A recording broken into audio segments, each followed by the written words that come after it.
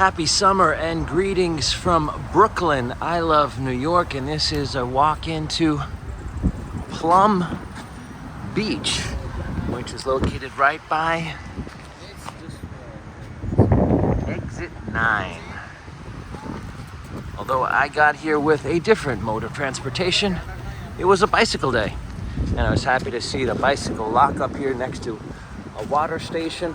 But one of the other things I enjoyed is there is all of these tools here if you need to work on your bike, as well as the air pump station. All right, now this is a rather different beach than the other beaches in the area because this is part of the National Park Service, making this, from what I understand, a federal beach. Being that it is National Park Service, and this beach is part of Jamaica Bay. And we will be right across, we are right here, Plum Beach, and the land right across will be Queens. There's Jacob Riis Park, Fort Tilden, and Breezy Point. That is a peninsula of Long Island, which is part of New York City, zoned as Queens. But we are in Brooklyn, can see Queens across the way. National Park Service Gateway National Recreation Area. And now this was once a thriving spot with a concession stand, so expect changes to always be coming to Plum Beach, sometimes for the better and sometimes for the worse. And there is University Studies of Brooklyn. And some people in the water here. Although in other areas it does say this is just a beach for sunbathing. There is the beautiful tip of Breezy Point. And that inlet would be the water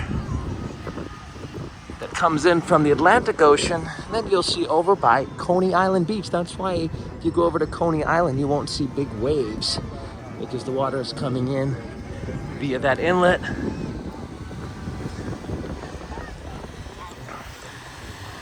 Now, how did I get here today? I took the Q train, which is only $2.75. Brought me to Sheepshead Bay and rode the bicycle over. I love bike riding in the summer. Actually, I was able to bike ride the full Rockaway Peninsula from Far Rockaway to the tip of Breezy Point. And that is Marine Parkway Bridge, goes to Flatbush Avenue. You can get the 2 train there if you're trying to figure out different ways to do a bicycle trip to this area. That is a park and ride area at the entrance to the beach.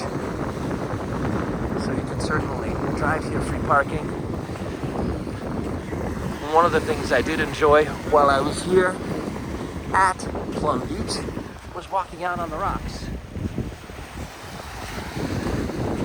And you can walk further alongside of the water. We'll be able to get a bit of a view when we approach the rocks. And we'll be right across from Dead Horse Bay. And that would be also Glass Beach. Now, one of the things I did notice being at Plum Beach at night, being that this is a federal beach, which would require federal monitoring, and there's really not much of that because it's so small. I did see a lot of bonfires here on the beach. You'll see remnants of that actually right here.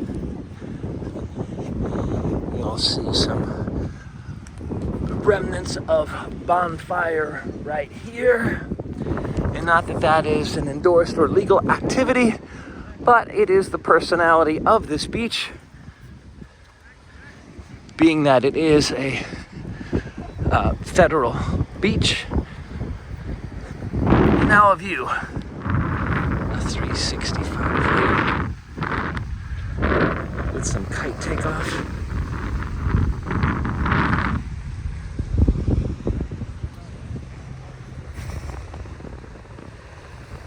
And it makes for a really nice, this is actually right here, the view that I'm showing you now is my favorite part of Plum Beach.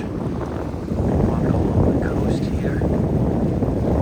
And then there is the tip that will be right across from Dead Horse Bay, Glass Beach.